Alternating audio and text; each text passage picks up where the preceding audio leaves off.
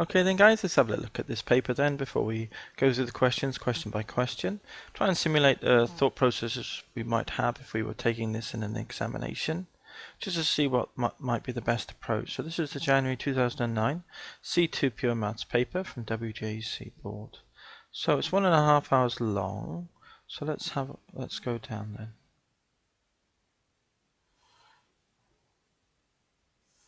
So 1.5 hours long. We've got our formula booklets, we've got a calculator. I always think if I was extra careful to take a spare calculator into the exam, identical to the one I've got, simply because the one I would have, probably I've used for many years, I would have thought. And you never know, one day the batteries would pack in. So it's worth having a backup calculator. They're only a 5 or a 10, aren't they? So I'd think about that, and also a spare pen as well, of course. Or a couple of pens. Answer all questions. Sufficient working must be shown to just demonstrate the mathematical method employed. So don't take shortcuts in writing down the information for the examiner. Marks are on the right hand side. Good English, orderly presentation in your answers, so try and keep it nice and tidy. Use the trapezium rule is the first question. It's a standard question. It can take some time. It's easy to make a numerical error. This is one that is good to do, but not necessarily right at the outset, because it does take up some time. Question 2, on the other hand, that's on trig. It's a standard question here. These are fairly straightforward. Provided you've practiced them often enough, you can get through those quite quickly. Here's a trig question then. We've got a triangle.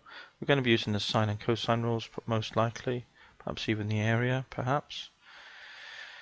Again, that's not going to be too difficult, just painstaking, I suppose, and moving things around an equation. Now we're getting on to more easier questions, really, and more quicker questions to do, really. And that would be APs and GPs. Perhaps these are contenders for starting off an exam with these, because they're very straightforward. So 4 and 5 are quite quick. 5A is standard bookwork, of course. And these are fairly user-friendly questions here, as they invariably are. Okay. So that's good. 6A, that's really easy. Powers of x integrated. So that's very straightforward. Easy marks to pick up. 6B is area under a curve and intersection of quadratics as well. So that's fairly standard. So 4, 5 and 6 and 7 log. Now this is a difficult piece of bookwork, or seemingly so. But if you have a look at my video solution for this one, 7A, you'll see how really easy you can do this little bit of bookwork, and it's easy to remember. Using properties of indices, of course, to show this property. And then this is fairly easy. So this is a nice question to do as well, on logarithms. Circles, again, nice user-friendly question, and lines and how they intersect. And 9 is easy as well. So 4, 5 and 9, this is areas of length of arc lengths and areas of sectors and triangles. A very straightforward question again. So 4, 5 on GPs, APs, 9 is easy, 6 is fairly easy, 8. So I'd be tempted to do the latter part of the paper really, before I came back to do, then toward the beginning I'd come back and do the trapezium later on. And then once, of course, the tips that remain as far as this paper is concerned in general, and all papers for that matter, of course, is the fact that if you finish early, then don't use it as an opportunity to just disappear, but just stay there for the full 90 minutes. Use every minute you can.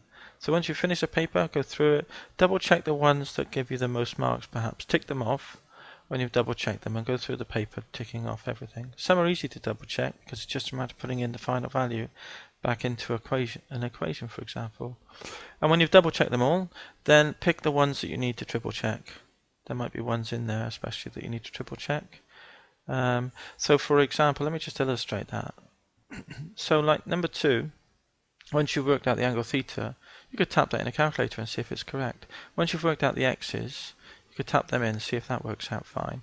So they're very quick and easy ways to double check, so it doesn't have to take an awful long time. Here with the trapezium rule, you could just type in a few selective values to see if they're right. Or you could try double checking the whole calculation, couldn't you, as well? But that would take some time, of course. So bear in mind, time is of precious, every minute counts, so use the time to the best possible. opportunities to accrue marks. So all the best in the C2 exam if you're taking one in January or in the next summer, and I'll catch you again hopefully in another live worksheet. Cheers!